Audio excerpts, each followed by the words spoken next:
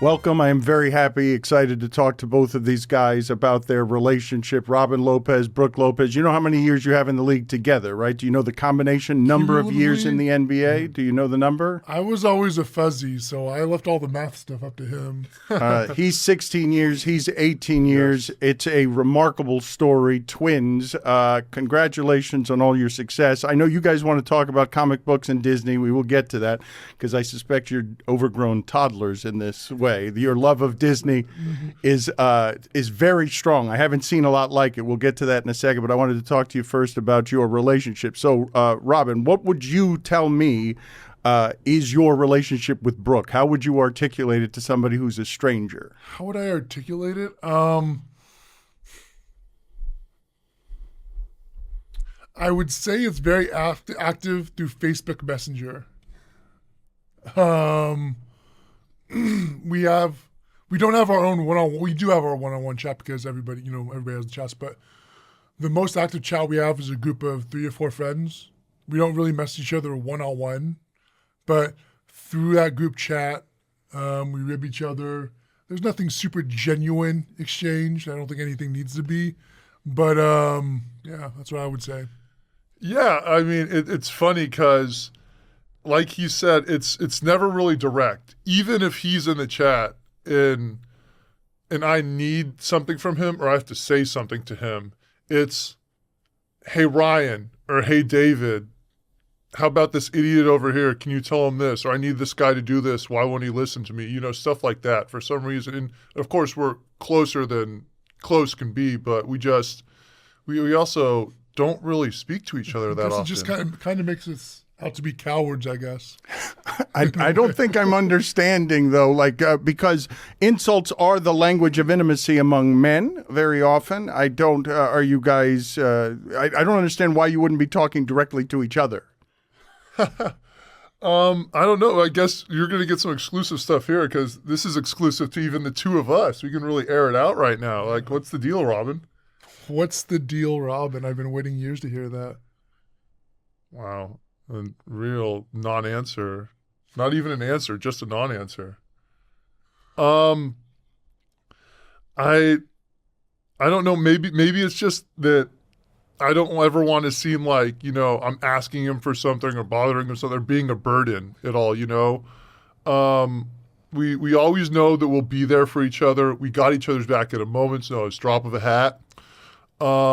If anything needs to be done, anything needs to be taken care of. If something were to go down and, us two kids grew up in North Hollywood and then have pretty much, had silver spoons the rest of our not silver spoons, but we've been comfortable. Copper spoons? Copper spoons, yes. Our mom, sacrificed everything to make our lives comfortable and to make ends meet. But if we were to somehow end up on the street somehow and it went down, we'd be there for each other. That's what I'm trying to say. What it kind of reminds me of, because definitely growing up, I think you were the aggressor, you were the bully. Yeah. He doesn't deny it. Yeah. What it reminds me of is Married with Children. I think a creator on that show, succinctly summarized the family saying they're always at each other's necks. And of course, I'm paraphrasing. They're always at each other's necks. But when somebody attacked the family would respond, as a whole. Yeah. But even though you're 1 minute younger, you are the little brother in this. I'm the baby brother in the whole, yes. The dynamic, yeah. Mm-hmm. Yeah, to my mother, to my older brothers, yes. Absolutely. And so how does that work? Take me through the earliest forms of this. Like when you're the little brother growing up, how does that you're a minute younger. You're not really the little brother. Right. Well, I think... I would say there were just certain situations, I guess socially, for example, I was the one who kind of spoke for us or spoke first in certain situations, right? You were the more meek one, the quieter one. And if we were friends, I would speak first, and I did. I felt, even though we're twins, I felt like I had to do certain things for him, being the big brother. And then I learned he'd been taking it and using it to his advantage for a long time around, it must have been 7th or 8th grade even maybe, where for the longest time, he would have me, and this is an example of everything, he would say he didn't know how to hook up the Sega Genesis. We played Sega. We were Sega to kids growing up, and we had Genesis for the longest time. He didn't know how to... down from our brothers. Yes, hand me down. He didn't know how to hook up the Sega Genesis. Couldn't figure it out. Brooke, would you do it? And so I would always set it up. Yeah, sure. Little brother, my twin little brother, I got you. Lo and behold, I have to stay at school one day a little longer than he does. I come home, and this guy's playing Sega Genesis all by himself. I'm like, oh, okay. So he knows how to do it. He's just been taking advantage of this little brother aspect we have, even though we're twins, older brother, younger brother. Totally took advantage of it. Hey, baby the little brother. What did the fights look like growing up? Oh. They never got too physical. They were usually throwing shoes, throwing basketballs. I don't know how many coaches, professional players, like GMs, like guys we looked up to in the league growing up. When we finally got in the league, they'd be like, "Oh yeah, I remember you guys. You'd be at the Say No Classic, and you'd be under the bleachers throwing shoes at each other." Like time and time again, I was always throwing shoes. We were on leashes when we were younger. Our mom had us on leashes. Yeah. She said we would get in the gym or get wherever we were going, and we'd immediately run in opposite directions. So the leashes were the only answer. Wait a minute, how old are you? You were on actual leashes because she had to control the amount of adrenaline and hyperactivity that was going on. So what's the age? I mean, we were toddlers at least. We got off the leashes obviously eventually. Eventually we managed to take the steps in life necessary to get off the leashes. Yes. But we were still terrors. We were still absolute terrors. I don't know how many mascots like I remember chasing when Alex was at the University of Washington. I remember chasing the husky up the stands and pulling his tail so much. It got to the point where the husky turned around. And number one mascot rule, you can't talk. Number one mascot rule. I pulled this guy's tail so much it turned around. Hey, kid, stop pulling my tail. So we were running around all these arenas and, gyms just like we owned the place. It was a disaster. So we needed the leashes. But not a lot of terrible fights. Me and my brother, there's a story of me chasing my brother. He pulled a knife on me. I chased him across the street in my underwear. I was, you guys have to have some family memorable story. Clothed in public, I think. I think we got in very physical altercations twice, and there was maybe one punch exchanged. Yeah. I was lying on my bed one time.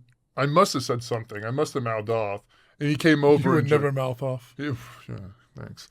He came over and just square socked me in the face. And I didn't even respond, really. I was more stunned than everything. I was like, what are you doing? That's not how we play. That's not how this thing works. I couldn't believe it. Yeah. At least in part because that's not how the little brother. I mean, I don't know whether you winced when he said meek, when he described you as meek. No. I immediately thought of Dorothy Gale Dorothy described herself as meek, and look where Dorothy ended up. Okay, yeah. And so he's surprised that you're hitting him in the face just because that's not something that you had ever summoned it's not just not how you play, it's also not your dynamic that you're the one punching him in the face, correct? Right, yeah, absolutely. Absolutely. That's definitely true. And we also had one of those things, so I'm sure as many brothers do, we grew up together and, we may end up as little kids, wrestling or pulling each other's hair or whatever it is. But then, and it's the end of the world. But then a minute later, it's back to normal. You're best friends. And, our mom never had to solve the problem because we just solved it ourselves. We didn't know anything else. Our older brothers would have us box for their amusement. Yes. Yeah. Maybe that's how we got some of that, so that's why we didn't fight. Is because they would put us in a little makeshift ring in their room. And they would put on they'd give us our walkout music even. They were old 80s, early 90s wrestling fans, and they'd give us our walk-in music and mine was Speed Demon by Michael Jackson on Bad, and then his was Another Part of Me on Bad, and they would have us both walk in and they'd give us their old ARC, the AAU rec league thing out here, their knee pads from it. and we'd use those gloves, and they'd have us go at each other. These are our older brothers, all role models, everyone we looked up to. They just have us fight in this makeshift boxing ring. Isn't that life, though? That's life. I would assume that you guys fought playing basketball. I would assume that one-on-one things would get competitive enough that something would rise up. Our mom would have to run emotionally. out to the driveway. Yeah, absolutely, definitely. Oh yeah, she'd be in the kitchen window or something. The way our house was oriented, she'd see it from the kitchen dining room window.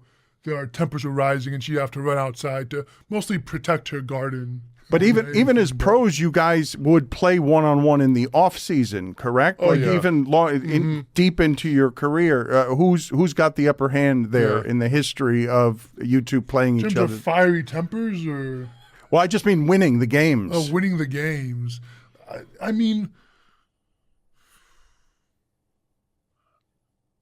I would say that Brook probably won more, but I do remember he never liked when I won. So No, like even as a pro, so there must have been times that I won. It was Must have been times that I won.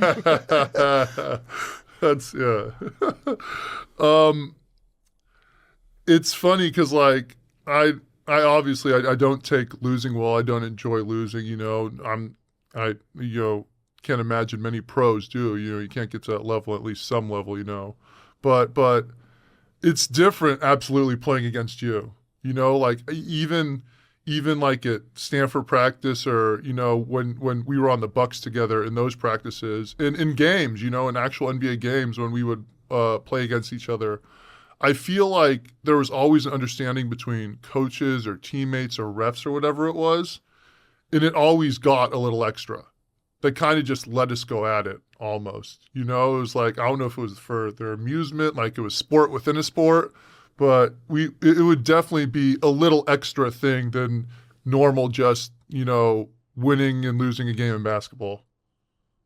How many times did you guys play against each other professionally? Have you actually played against each other very often? At least twice a year. Yeah, because we were in different conferences for the longest time. Mm-hmm. So are there any memorable stories in there in the playing during NBA games against each other? I remember the first time it happened. I think we were both rookies. Brook was playing for the New Jersey Nets. I was on the Suns. We had traveled to where was the stadium? We had traveled to New Jersey. We were both coming off the bench, and the second that Lawrence Frank told Brook to walk towards the table to check in, Terry Porter turned around and said, "Robin, you're in." Yeah. Immediately. Because like Shaq and everybody, like Shaq and Amari, they were all placing bets, who's going to score first, who's going to score more points and everything. And that's kind of the way it stayed throughout our careers, honestly. Mm-hmm. Absolutely. Like teammates and coaches, they loved watching us play against each other, no question. The NBA season can be kind of monotonous. You have back-to-backs, games in January. You're looking for something to kind of differentiate it or motivate you. And that was unusual enough to be fun, exciting. And it didn't have to be good basketball. It just had to be ridiculous. And we're wonderful at that. We have the monopoly on ridiculousness. I want to get into your ranking of your best rivalries with mascots in a second, speaking of your ridiculous. But how would you articulate for me, Brook, what the twins connection is? The connection of being so biologically connected that you're twins. Right. They always talk about that twin telepathy. And I'm not sure I've ever had an experience where, I can validate that, but there's no doubt that so much of our life we've experienced together, and especially formative years, from when we were babies to 18, we lived in the exact same room. We were everywhere together in the same place. And so many of our experiences, if you were, we go certain places and we instantly think of the same Simpsons quote or, something like that from the same experience. And we don't have to be at the same place to do that now. It's just, we immediately have the same thought about the same thing. And it kind of sounds simple, but like we're really like that mentally connected.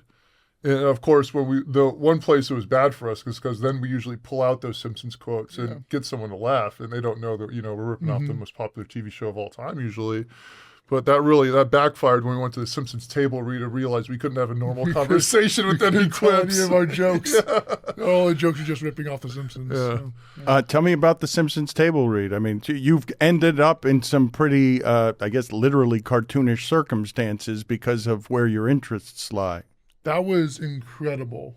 It was, what was the name of the episode? It was the king who came to dinner or something. Yeah. It was King and Kodos. They go to see their planet. It was one of the later season episodes. Yeah. But it was an incredible experience. The entire cast was there except for Marge wasn't there. yes, Julie Kavner, Yeah. right? Julie Kavner was on the phone. Matt Groening was there. I was excited to meet Tress MacNeille because Tress MacNeille they all voice a litany of, not so much, Julie Kavner doesn't so much. Yeah. But Tress MacNeille, she voices so many different cartoon characters. The one I was excited about was Gadget Hackwrench from Chippendale Rescue Rangers. But just that whole afternoon, whenever it was so surreal because to see them turn it on and off. It was like a live episode. It was. It was like watching a live episode. You could close your eyes, and just see the episode in your head as they were actually doing it live. And it was cool as an added bonus. There's no way this was planned. No way they could have possibly known. I don't think they would have known, how into theme parks and Disney we were then. But the beginning of the episode, if you're not familiar with that one, is the Simpsons going to Itchy and Scratchy Land, and it has a number of parodies of, different Disney attractions. Mr. Toad's Wild Ride, like there was a Jabba the Hutt thing, just so many different things. It was like, wow, this is like a little cherry on top. Like this was absolutely meant to be. Can you guys explain to me, before we get into the obsession with both comic books and Disney, what are the roots of this love of animation? Like, where does this start? I would say that, so, first of all, our family, of course. Our older brothers, they both loved comic books. They loved animation. They loved James Bond movies, the novels as well. We had an aunt who was an architect, and we would usually spend Thanksgiving at her house, and we'd be able to draw on her drawing drawing board and everything. Our grandma would send us an art box That was our favorite Christmas present. She would send it year. every Christmas. Yeah. They'd have markers, construction paper, colored pencils, and everything in it. So we just because of all that, we just loved drawing, we loved writing and stuff. But I think the time we grew up into, we grew up once again in Southern California, North Hollywood, the Valley. In the early 90s. So you had the Disney Renaissance going on. Warner Brothers was doing its thing with like the Batman the Animated Series, Animaniacs, Tiny Toons, and all that. Then you had the Disney Afternoon, which is really big for us, Saturday morning cartoons. He's wearing, I don't know if he meant to do that, but he's wearing a Tailspin shirt right now. And then we would go to the parks, once or twice a year. And I think for regular people, that would, maybe, do you develop a love based on that, or at least an appreciation. But because we were twins, we both encouraged it in one another. It was an echo chamber. Yeah. Like these are our formative years, when we're growing up and learning what the world is and what our place is in it. And we're experiencing it side by side every step of the way, like I said before. So we're talking about how Tailspin is awesome, how Wildcat on Tailspin, how much we love him, and we don't realize how unusual that is because it's completely normal to each of us. That's the baseline. Yeah. Mm-hmm. What would be your answer to the roots of that? It's growing up in that era, in this setting, in this place, and being able to go out and, be where so much of this is created, and then going to the parks with our family. I think that's such an important part too, doing these things with our families. And then we'd go back home from whatever movie we saw or whatever TV show we just watched or going to the park, and we talk about, oh man, that was so cool. And then what if they did this or what if they did that? Or, I can remember being a little kid when the Batman Batman the Animated Series episode, Heart of Ice, premiered, on one of the Saturday mornings, when we first saw that. And then after that, we went to go see the Queen Mary. And I remember like that whole tour of the Queen Mary, we were obviously invested in that too, but we were also talking about that episode and, like that was so cool. Like, what if they did this, with Mr. Freeze or da-da-da. And that was like our whole life. Oh, so much. you guys are don't both remember that at creatives all. trapped in athletes' bodies then is Yeah. what's happening, correct? You Yeah. guys are just, We like to think so, yeah. you're just, you happen to be in sports, which doesn't necessarily reward that. I don't know that many coaches have any interest in your creativities. Like, I don't know the meticulous military nature of what it is that you do for a living. It's Right. funny to think that, well, you were given these 7-foot bodies, and so you go out there and play basketball, but it sounds like there are animators trapped somewhere in there. No doubt. There's no doubt. I mean, maybe like someone like Jokic or a point guard trapped in a big's body could use that creativity to, help create something. Maybe Joker's, some bridge to that. But Joker's talented enough on the floor to be able to express himself in such a manner, yes. That is true. Can you explain to me, though, because the obsession specifically with Disney is something that I believe I haven't seen in a whole lot of places. You have a property. How did it come to be that you have land on Disney World property? It's obviously, I'm sure that's like every little kid's dream, but it was never necessarily a plan of mine.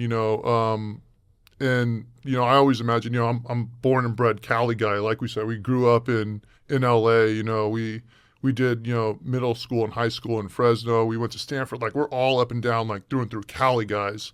So I never really imagined having a place in Florida or living out there, but I remember it was during an All-Star break. It must have been my 5th or 6th year in the league, and I was injured.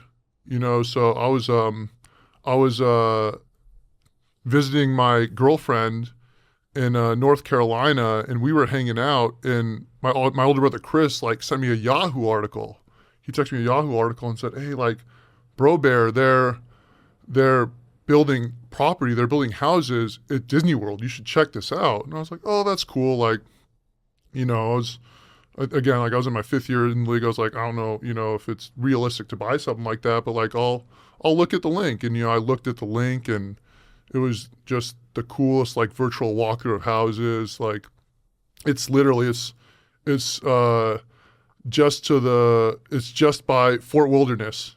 Fort Wilderness Resort and Campgrounds. Everybody knows exactly where that is. I know. I guess, yeah. Magic Kingdom. It's down the street from Magic Kingdom. They talk about the North Star, the Pacific, the Atlantic, and Fort Wilderness. That's how people navigate the globe. Right. It's Polaris and Fort Wilderness. Right. Cape Horn, the Panama Canal. What was I thinking? I was trying to bring everyone up to our level. That's right. That's for the content on the show. You know where everything is. The point is, though, you're close to everything. How does that come to be? Yes. And how do you deliver the news to him? Hey, you're not going to believe this, because I imagine it brings you right back to childhood, but I have the ability to make all our dreams come true. I have the ability to get land on our most magical space. Absolutely. Absolutely. So when I find out about this, I reach out to my financial guy, Rit. And, Rit is, I guess he's 2 for 2 on these irresponsible decisions I've made. He said yes to me. I don't know if he agreed with them, but we go down, we tour the development, and we find a plot of land, because there's pre-built houses and there's plots of land where you can build. And Rit and I talked about it, oh, we got to do this. We got to build. And so here, I tell Robin, and it immediately half becomes his house too. He's absolutely in on it.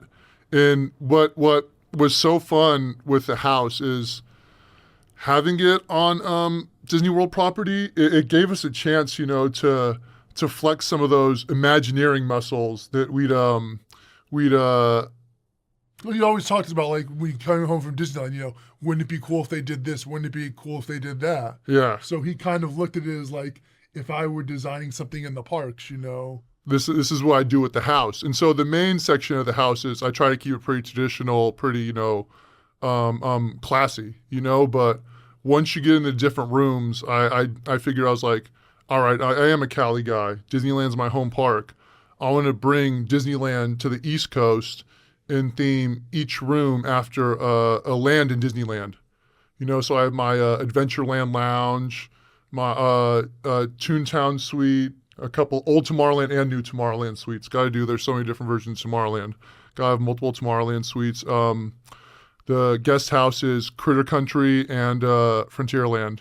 Still That's Critter my Country. room. The Frontierland room is my room. Yeah, he really went into he really took the theming to, I mean, I went all out, but this guy, he went even further. He was in there, he was putting arrows in the walls, like actually creating holes, like he pretty much put bullet holes like in the walls of that room. Like he wanted to get it as authentic as possible. And so it was a lot of fun to put together. And I hope it can be at least also a bit of a resume for my post playing career. Maybe Disney Imagineering will take a little walk through and look at it and say, hey, there might be a little something there. Any secret passageways, compartments, or what is the oh, yes. Yes is the answer to that question. Absolutely, yes. Mm-hmm. Go on. Go on. Oh, man. There's a secret room. There's a secret passageway. Yes. I would. There's absolutely a few secrets, and I would love, in some capacity, it doesn't even, not even charge or anything down the road, but I want people to be able to experience it at some point. Like, I tell our friend Brandon all the time, like, what the end goal like is with the house. I mean, other than just being a beautiful place to live and raise my family, I would love to be able to finally create this experience of having an escape room like experience, but the whole house with a story, with multiple stories. So you go themed room from themed room, experiencing all the little secrets in each room and all the secret tunnels or hidden doors, whatever it may be. And so then at the end, once you solve all that stuff, you get to the big secret reveal at the end of it. You said your financial advisor said yes to 2 financial risks. What was the other one? Oh, it was the other Disney house in Anaheim, of course. The other Disney house. Yeah, Okay. Mills Warren. All that right. one's Mills Warren. The other one is Lucky Sampson. Yeah. The other Disney house is a funny phrase. I know. What are the details of the other Disney house? It's all about location for that one. That one was a pre-built home. We as a lot of us when COVID hit, a lot of us were at home by ourselves, and we were doing our online shopping. That was a way to kind of still feel good about yourself, keep with our interests. Kind of just take care of ourselves mentally. And this is all making me sound so like ridiculous with my money but anyway. No, it's not. You're saying there are 2. You've played 18 years in the league, and you bought 2 homes because you want to be near Disney. It's important to you to be near Disney. That is absolutely right. That's right. So you've treated yourself after 18 years of physically torturing your body. I can't imagine what the feet of you 2 are like. Just your feet, because of what it is that you've given to the game. These are your rewards. You've bought yourself 2 homes on property. Yes, practically. Obviously, there's nothing on property in Anaheim, but we did the next best thing in pretty much, the same verse that we did in Orlando, written I did. We just did it during COVID, and we found a place online, did a little virtual tour.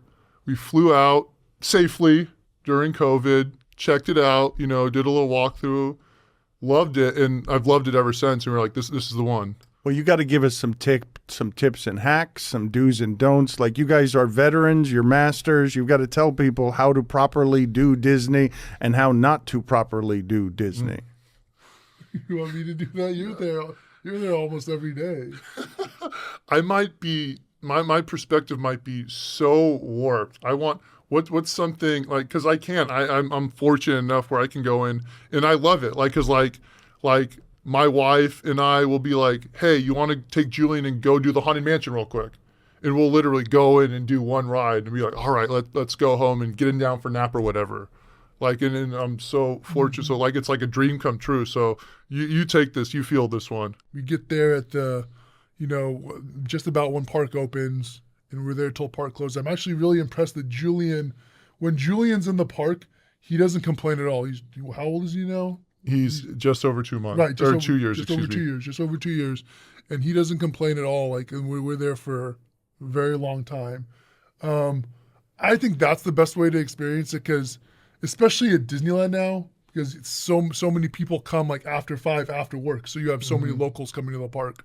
Aren't there rides you guys don't fit on? You would think so. So there's one ride one Disney ride where technically we can't even do. It's in Tokyo, at Tokyo Disney Resort, in Tokyo Disney Sea, their second gate. It's called Raging Spirits in the Lost River Delta area of the park. And it's a roller coaster. It's the same. It's a lift of Indiana Jones and the Temple of Peril from Disneyland Paris. The same track layout and everything. But what is the height limit there? 170 centimeters, something like that? Okay, that sounds right. I know it's it doesn't matter. Yeah. We can't do it. We're like what 210, 213, something like that. Chris can't do it, right?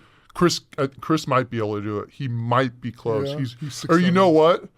I think we might have even tried to get him to.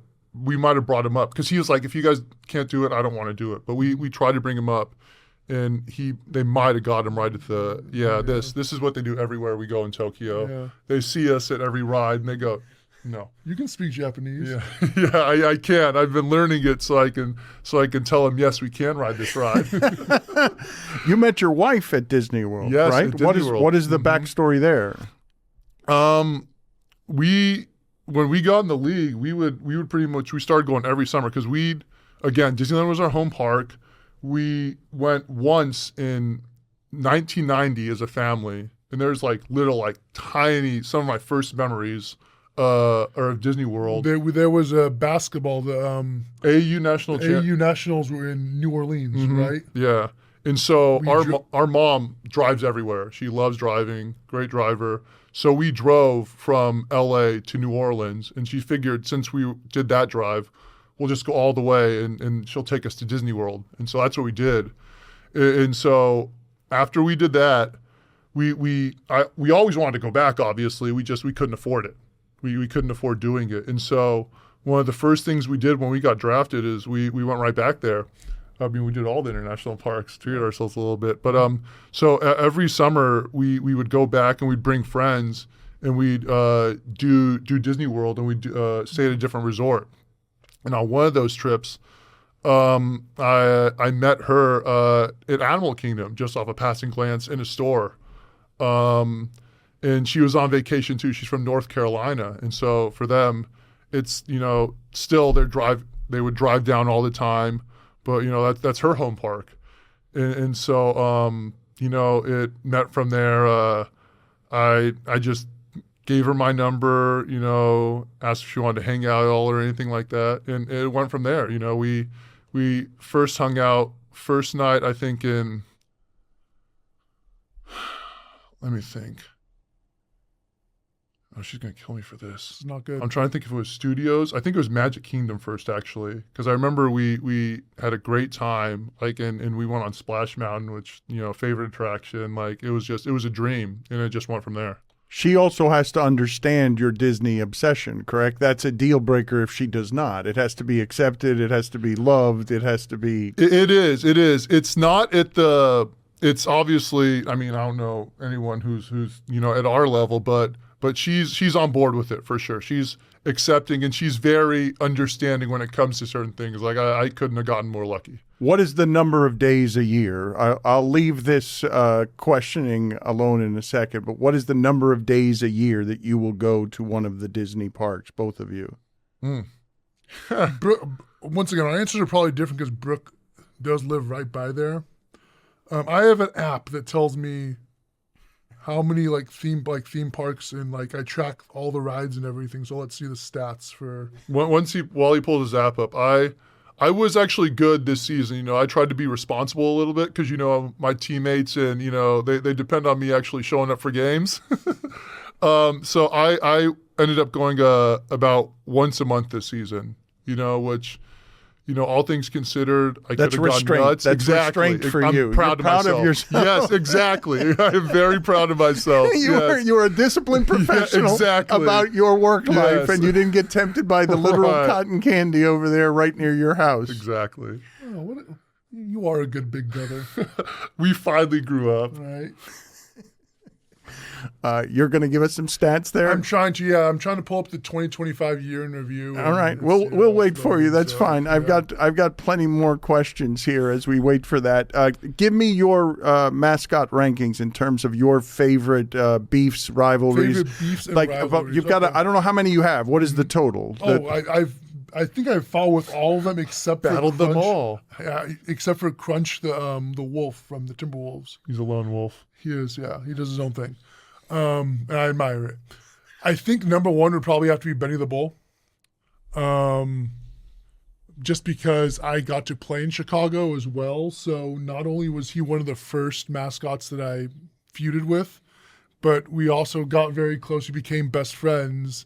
And then that was all ruined once I had to leave the team.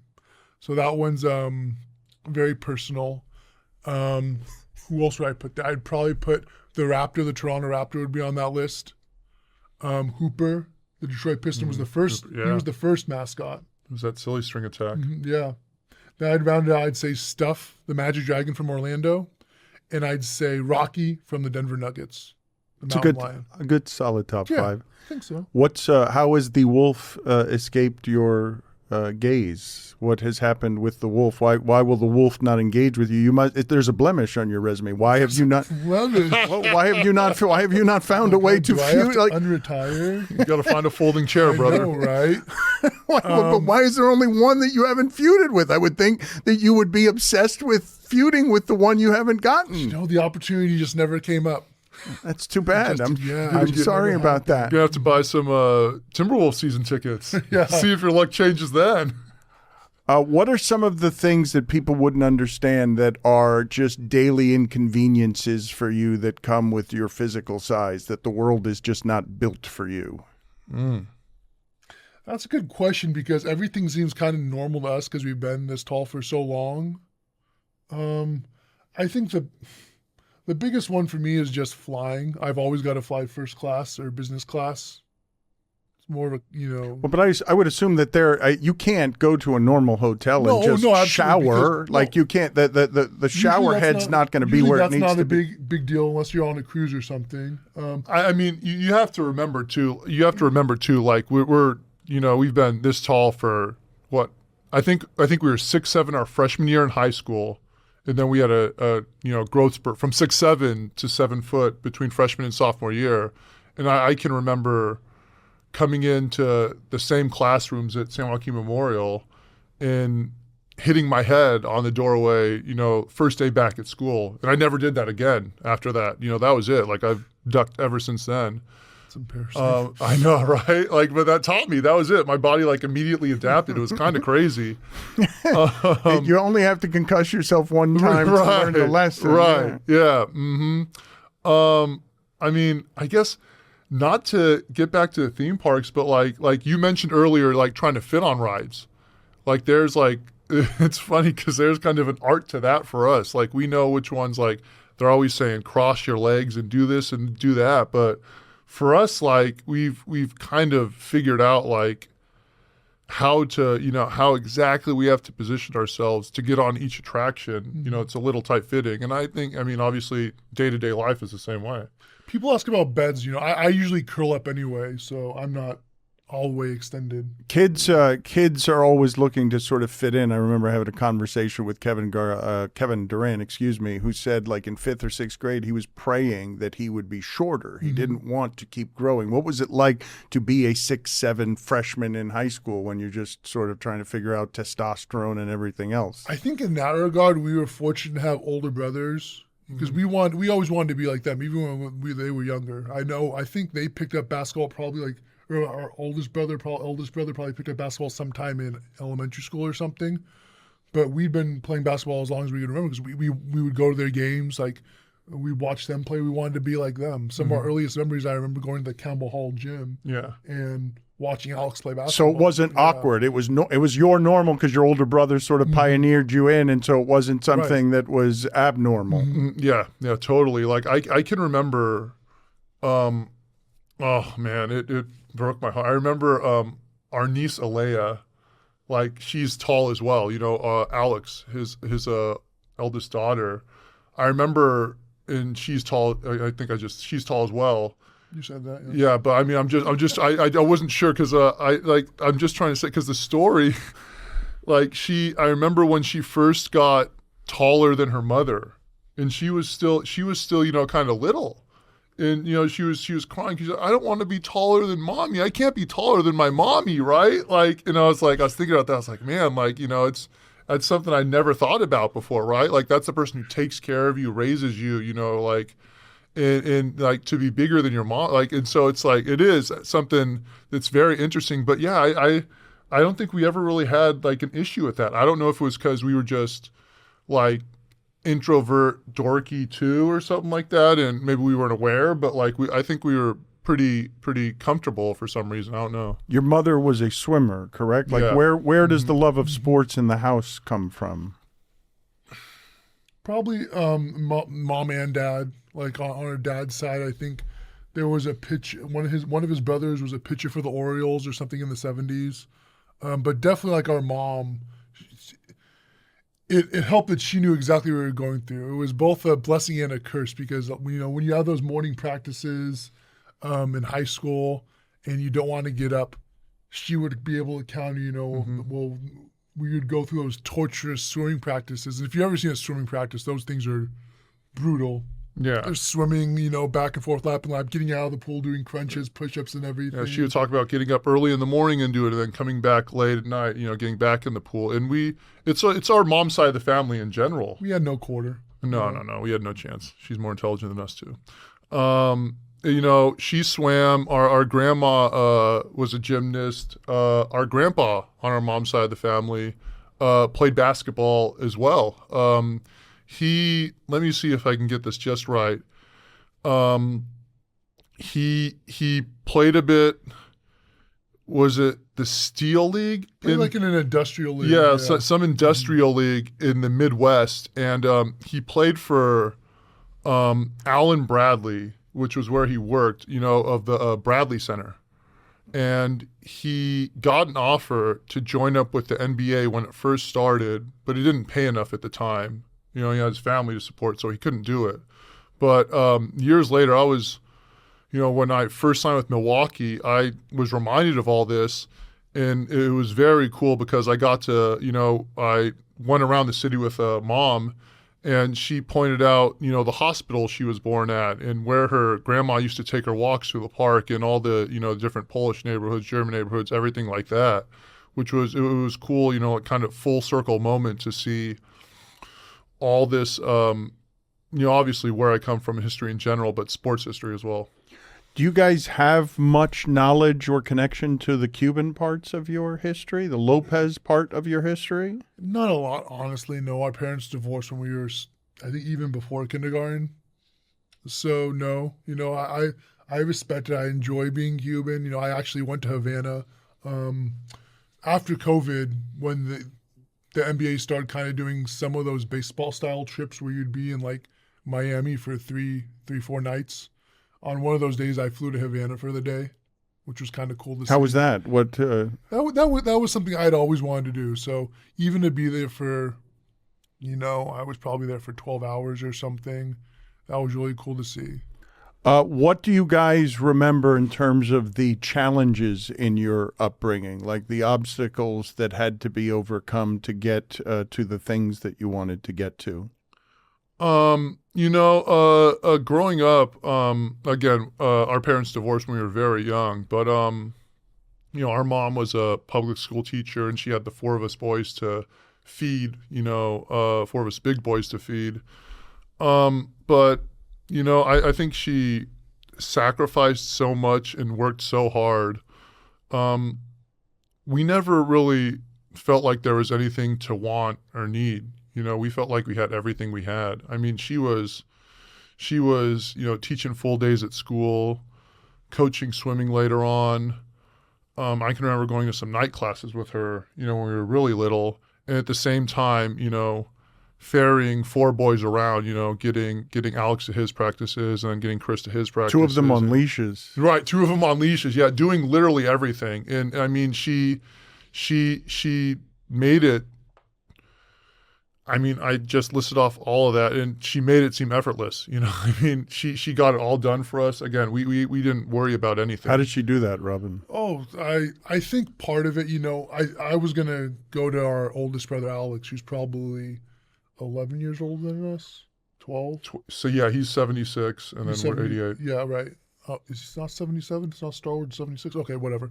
But having him as an older brother, he was old enough where he could kind of help out around the house too, he and his friends.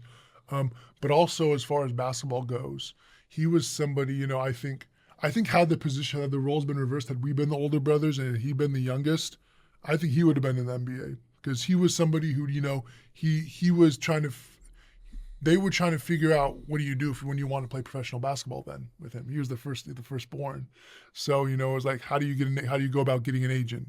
Things like that, How do you go about joining a summer league team? So he was just too soon? It was just he didn't have any of the map laid out for him? Like, why couldn't he have been the pro? 11 years doesn't seem like that long a time. I think it was just, we didn't really have the connections for some reason. It just, I don't know, it didn't work out. Mm-hmm. I think absolutely some of those mistakes and misses, I wouldn't say mistakes, but misses, on our family's part, just not knowing, of being ignorant, ended up benefiting us. Mm-hmm. I'm not understanding, though, mistakes just in terms of what it takes to get all the way to the pros, what it is that you have to do, how meticulous and against the odds it is to get up there. Yeah, I wouldn't say, again, like I feel like mistakes is just the wrong word. It's genuinely like not knowing, the process, because it's not like, all love. It's not like, he's a can't miss prospect or anything like that, right? It's just understanding, how to access, some of these, the things that we needed or he needed to help him get to where he could have been. One of the things that's happening throughout the sport is that a lot of players are getting hurt because of just how taxing it must be to defend the way the game has spread out and the way they've changed pacing and everything else. It's not a normal thing for people your size to take 16 and 18 years of punishment to the limbs of jumping and running and stuff. What are the physical manifestations that people wouldn't understand about what has happened to your body over the last 16 years and 18 years? In that regard, I've been very fortunate, because I remember having a conversation with Dwayne Wade when we played for 1 year together in Chicago, talking about he always has to be really careful with his ankles, taping them and everything. And I stupidly chime in like, I never hurt my ankles or anything. And he's like, yeah, you never move making fast, quick moves out there on the floor. So I'm relatively lucky. I hurt my back, like I pinched a nerve in my back, maybe my second year in my career. And that it affected the nerve going up and down my right leg. So I kind of had to relearn how to play basketball without athleticism. Because I think I was told by the training staff it took 6 or 7 inches off my vertical or something stupid. So from that point on, I just didn't rely on athleticism. I tried to rely on intelligence, savvy, things like that. It's a hard way to do it. Yeah, and especially when you're as dumb as me. But so I was fortunate in that regard. I never really put myself in any super dangerous situation because I always had a solid base. So your feet and your knees are fine? I would think it's the feet. I would think the feet would be the thing. I got a plate and 6 screws in my left foot. That's also from, I think, my second year in the NBA. So I hope I came out unscathed as far as I know.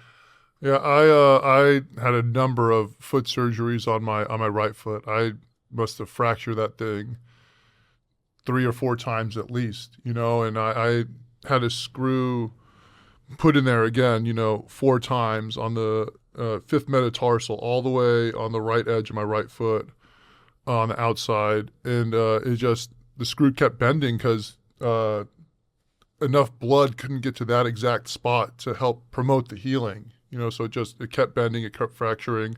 until they finally, like the fourth or fifth time in, went into the inside of my foot in the arch, and they like cut a piece out essentially from just, a few inches up from my big toe and lowered the arch on that side of the foot. And that changed everything and fixed it. I still occasionally get a little like, phantom pain or something like that, but I know it's all good now. And then obviously I've had my back stuff too. I hurt my back at Stanford. I did my back again a few years ago with the Bucks, and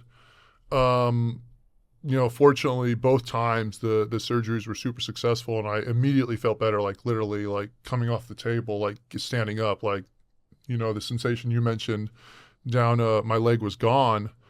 But it's absolutely just constant maintenance for me, every day, doing my core exercises, when I get in the weight room, doing my getting through my workout, getting in the pool, doing my swimming, making sure, I get my stretching, and, even when I sleep, just trying to sleep in the right positions, getting into bed, sitting down, then laying on my side, and then rolling over on my back, doing everything I can to make sure, I don't mess up anything in my back, or, try to just back pain stay. is the worst, and Oh, my so goodness. it'll just cripple everything. It'll Yeah. just debilitate even your happiness if you're in back pain. Yeah, absolutely. And like it's funny because I'm fortunate, like I'm completely good in the back, but there's still times where like I'll feel something, and immediately, like if it's like bad, or if it's like but like I'll get up and I'll be like, oh man, it's a little rusty today, and like I got to go in and get my work and, get it all loosened up and everything, because it's, whew. What kind of meticulous do you have to be? Like every day you have to spend how many hours on the precise maintenance care of your body to make sure that everything's humming? Man. Now I just finished year 18. I'd say, let's see, I mean, I can just go through like my routine from the past season, coming into the facility, I get in my red light, I do 12 minutes red light pre-practice. Then I go get on the table, get my back work done, get my hips worked on, get in the cage, do some stretching in the cage, help again loosen up the core, everything in there. Then I go through my weights workout, then usually on court, whatever we have, on court practice, shots, whatever it is. Then we're done, probably back on the table, get everything like kind of loosened up from the work. And then I'd say cold tub, and then more red light, do red light again. And then that's not including obviously back home, doing back exercises or Normatec or, Venom or all that other stuff, whatever it is, hyperbaric chamber. Boring? You get tired of it, or it's your life now? It's your craft, and it's what you have to do. Exactly. It's exactly that. It's what I have to do, and I think about the alternative of not doing this, or not playing this game at a great level, and it's an easy decision. But it's a lot of work for what amounts to 30 minutes of action every couple of days. It's a lot of it really is. It's hours. Yeah. I have been told, you correct me if I have this wrong, that you went from hothead early in your career, that you had some temper issues, to by the time in Chicago at the end, you're preventing a mutiny because you're the reasonable voice in the room. Do I have that? Imagine that, yes. Do I have that? Okay, Yes. so take me through that timeline, what you did to become a savvy veteran after being immature at the beginning. It just extended the fuse. I think I was fortunate to be drafted by the team and organization I was drafted by. I got drafted by the Phoenix Suns. You have a lot of veteran-laden teams: Steve Nash, Grant Hill, guys who have been doing it forever and doing it forever intelligently. But Steve Kerr was in the front office when he drafted me, and Steve Kerr was a big part about helping me with my mental game and everything, helped me develop that. And I think it's just also just the natural progression of the game, learning what helps you out there, figuring out. I think part of it was probably, especially very early on, It was just, frustration because you come in the NBA as a rookie and everything's moving faster, but their brains are moving faster. They're making better decisions at a faster clip. And you're kind of trying to keep up, struggling to keep up. That can be infuriating if you're not at the same clip. But like I said, I had great vets around me. I had a great staff around me, and that's why I'm very thankful. So your temper was born of the frustration of it's hard to keep up? Well, I think not necessarily that. I always had a temper, and part of it was competitiveness, and I think part of it, and something like that's not going right.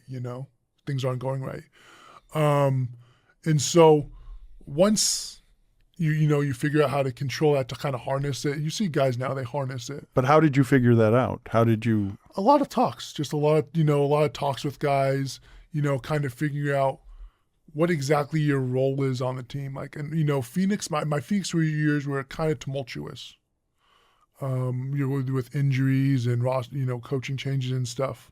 But I wouldn't change it for anything because it prepared me for the rest of my career. Once I finished those 4 years, I felt like I had seen, just about, everything, everything you can see in your career. So what are the details of you making sure that there wasn't a mutiny? Like how were you able to talk everyone in on that one? That was I think so. Let me think.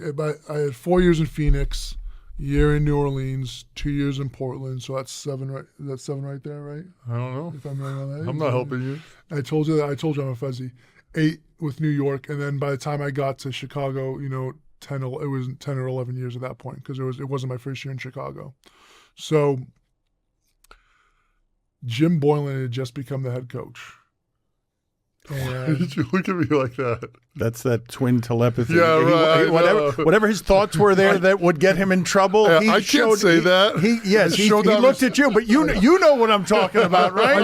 I showed that restraint that Steve Kerr taught me. So Jim Boylan had become the coach. I think Fred Hoiberg had been, unfairly fired early on in the season because we had a young team who had a lot of injuries. Larry Markkinen wasn't playing regularly yet. Zach LaVine wasn't playing regularly yet, but that was a while ago. So anyway, Jim Boylan had just become head coach, and his idea to try to bend the young fellows to his will was shock and awe. So the first practice he controlled was a shoot around in Indiana.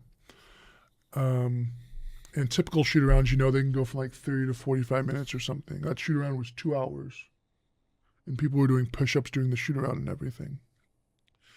And I don't think it had too immediate a result because 3 games later or something, it wasn't too many games later, we played a back-to-back, and the second part of the back-to-back was at home.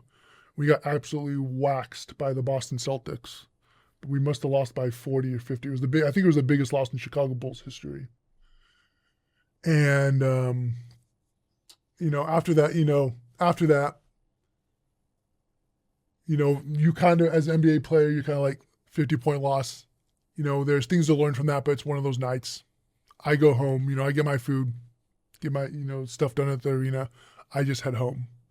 And I don't know if you noticed, I have an Android, which is going to be pertinent to the story because I'm at home, I'm watching, I don't know, Frasier, or I'm watching The 10 Who Dared, or I'm watching Notorious or something, and I get a call from Justin Holiday, and he said, "Robin, the guys and I have talked, and we're not going to show up for practice tomorrow." I'm like, man. Wait, back up, what happened? And I guess they're everybody in the NBA, they're always team chains, but I'm rarely in them because I don't have an iPhone. The green bubble. They always complain about the green bubble. They always complain about the green bubble. You're the lone wolf. So yeah, I suppose so. Makes you think. But so I get that call. I'm like, okay, hold. We can't not show up. Just not showing up is like incredibly unprofessional. So we have to at the very least, like if you guys want to do this. Brook's so professional, his body language has gone to shit. He's squirming around all of this. He does not like any of this. A mutiny. So I tell them, like, if we're at least going to do this, we've got to show up to the practice facility and say, this isn't a practice day, it's a back-to-back. We've got to show up and, say we're not going to be on the court. We're going to be getting to work at the facility. And I eventually talked them down to that I think Lowy Markin was also in agreement with me on that. But the problem was, like, we got there the next morning. We were in the parking lot just outside the practice facility. And we had said it was going to be like, at 8 o'clock was when we were supposed to show up. We were all going to come in the practice facility. Some guys had already gone in the practice facility. It's just, very young team, very young team. No solidarity, even on whatever the unity had to be. Some guys had already gone in the facility. And so we went into the film room, I think. And I don't know if Jim Boylan called, changed his, got to the line of scrimmage and changed his, his read or whatever. And we weren't even going to practice today. So the big uprising and coach wasn't coming in either way. Yes, that's what he said. Yes, but yeah. I'm going to wait for you to see if you can find that Disney ride because I do want those metrics. But I want to ask you guys some rapid fire questions here. Just fill in the blank on some rapid fire questions. The best teammate you've ever had is blank. Ooh. Giannis KG. Wesley Matthews. That is 2. I'm going to allow it. That's okay. The toughest teammate that you have ever had. Toughest in what sense? Toughest, no, not challenging. Somebody who you admired his pain threshold or how physical he was, whatever it is that you admired about getting on the floor. That also might be Wes, honestly. Reggie Evans. Good answer. The best Disney IP there is. The best Disney IP there is. Okay, that's a great question because I think the best IP has been their most neglected. And it's not the sense that... I think I know what you're going to answer. I think one of the most... I mean, obviously it's a fortuitous Say your thing. answer. Mickey Mouse blew up and he became huge, right? Yes, yeah. But I think that's a double-edged sword because he can't have any character. And there was a point, like in the late 20s, early 30s, he was a rapscallion, he was a rascal. But if you read some of the newspaper comics from the 30s to the 50s, he's like a globe-trotting adventurer. Like he's like, I can't believe I'm blanking on this, but he's such a fascinating character. That he's an action hero. He's battling spies and Nazis, and he's battling mutinies. And he's such a wonderful character. It bothers you that he became so big that he lost what would be the richness of a multi-layered character. But I think there's so much you can do with that Mickey in his world with Donald Duck, because that also intersects with Donald Duck in his world. And Donald Duck is still able to kind of be Donald Duck for the most part. But you also have like Uncle Scrooge in that world, and there's so many wonderful characters in that universe, wonderful storytelling devices. I erred so terribly because I wanted to do it rapid fire, and I did Disney, and I can't. Once I get you guys started, what was your answer to that? My answer was the Duck and Mice characters. The Duck and Mice characters, they're not neglected, but they're not what they can be, because it's just like Superman or Batman. You have the Christopher Nolan Batman movies, but you also have these Batman cartoons. Like there's a Batman show where where it's about the Batmobile, the Batplane. They're anthropomorphic. They're talking and everything. You have an Adam West series with Diedrich Bader is voicing Batman in the vein of Adam West. Like you can have all these different versions of Batman, and there are some different versions of Mickey, but I don't think they go to the degree that they can.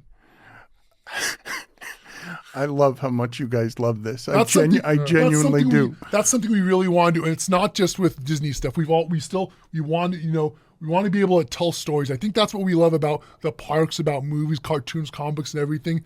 It's those stories. They resonate with us so much. They resonate with everybody so much. They're cathartic for us. They're cathartic for the people that write them, and that's something that we want to do. You want to do it with the next career? That's what the goal is, to be able to retire from basketball and then tell stories, whether it's in the theme park medium, television, movies, cartoons, comic books, whatever it may be. That's the dream. You're going to keep playing? I do. I still want to play a few more years. My goal was always 20. The way I feel, knock on wood, like we'll see past. I would love to play till the Sonics come back. I want to play one game, in Seattle, either there or against Seattle. I was telling myself that too. I know, but we thought Seattle was going to come back in like 2012 or something. I was like, I'm going to play. My biggest fear, so when we got drafted in 08. That was first year of the Oklahoma City Thunder. First year, no Sonics. My biggest NBA fear is that I'm going to retire, and the next year the Sonics will come back, and that like 20 years or whatever will be the dark ages of the NBA, the Lopez era, without the Seattle Supersonics. Why the obsession with playing in Seattle or against Seattle? What is the? I neglected to mention earlier on our little timeline. There was about a year and a half, 2-year period when our brother, I did say, he ended up going to the University of Washington to play basketball.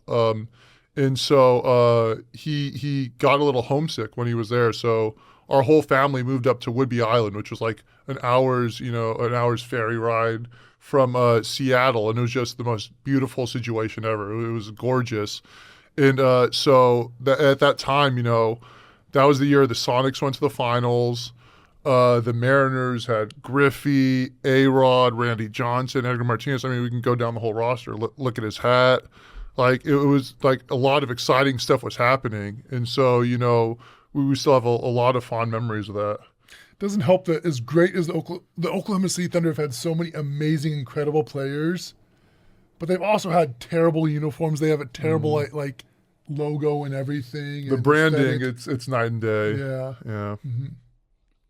Why a goal? I'm sorry. Oh no, I was just going to think. The person I was trying to compare Mickey Mouse to was Jimmy Stewart.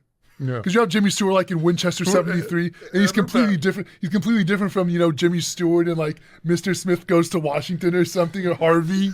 So that's. If you and I had comedic timing, we would have walked out and just allowed him to keep talking just by himself here, just talking about the Jimmy Unfortunately, we're Stewart. no Mickey Mouse. You said though, and I'll let you go after this. You always had the goal of playing 20 years. What kind of goal? Like that's crazy. That's not a normal goal. Like to get to the league is one thing. To play for 20 years. Right. For me, I think it was just seeing so many players that I grew up idolizing play for, right around 20. Like guys, Tim Duncan, Kobe, Vince, KG, I'm pretty sure he was up there at 20, I think. All those guys got there. And I was like, I want to get there too. I think that's really cool. Go ahead. I thought I was going to play. I was stupid. I thought I was going to. I remember I got to the. I remember my interview with Steve Kerr. I remember he said, "How long do you want to play in the NBA?" I'm going to play for 7 years. I'm going to retire. I'm going to be doing, movies, television, cartoons, whatever. That's what I told him. Yeah. I swear I remember that. You didn't get cut? He drafted me. 7 years. He wants to play 20. You wanted to get back. You wanted to get into the cartoon life after basketball. You guys have been stuck in these athlete bodies for a while. Go play with the cartoons. Thank you guys so much for being on with us. I really did enjoy this. Did you find your the metrics? All right. I did, yes. So I spent 24 days at parks, at 16 different parks. Let's see, Magic Kingdom, Epcot, Disneyland, Alton Towers, Universal Studios Hollywood, Epic Universe, Disneyland Enchanted Forest. That's a great park outside of Portland. It's like a little lone family park. So we'll fill in the blank here. The best of the parks is blank. I still think Disneyland or Disney Sea. Disney Sea is like the popular answer. I'd say Disneyland too. Yeah. Disneyland, but Tokyo Disney Sea is right there if Disneyland didn't exist. I know people have the argument with Disneyland versus Disney World, but Disneyland, like just beyond even having Walt's touch, it was once again a double-edged sword that it couldn't expand for 45 years or something. DCA opened in 2001. 2001. So because they couldn't expand, they had to figure out how to take all that land and put like all these wonderful latent hidden surprises like around every corner and nook and cranny. And you don't quite get that in any other park except for Tokyo Disney Sea. The best of the rides, you already said Splash Mountain. Is there anything better than that? Splash Mountain's it for me. Pirates of the Caribbean at Disneyland, Indiana Jones Adventure, Tower of Terror at Disney World.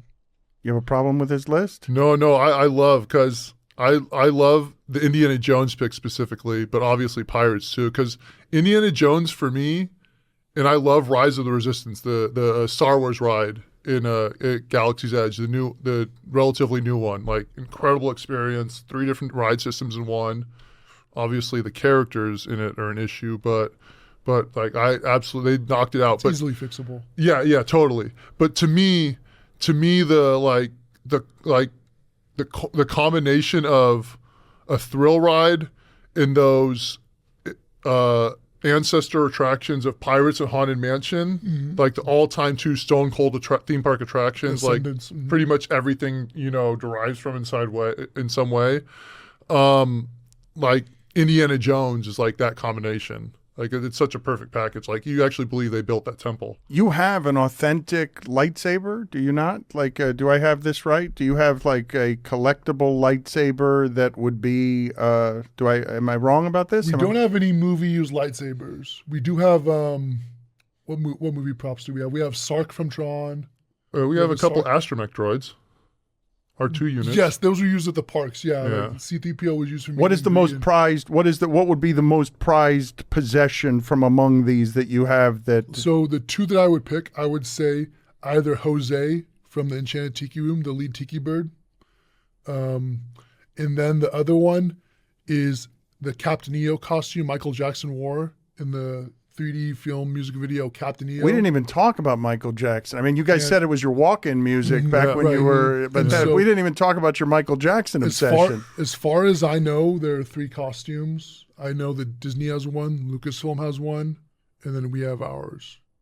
Ours is the only one with the cloak that he wears in the movie, and ours is the only one that lights up. So do you know Captain EO? No. This is yeah, I know, right? That's what I said when I started talking about Fort Wilderness. You earned that. I remember that this whole time. Michael Jackson costume.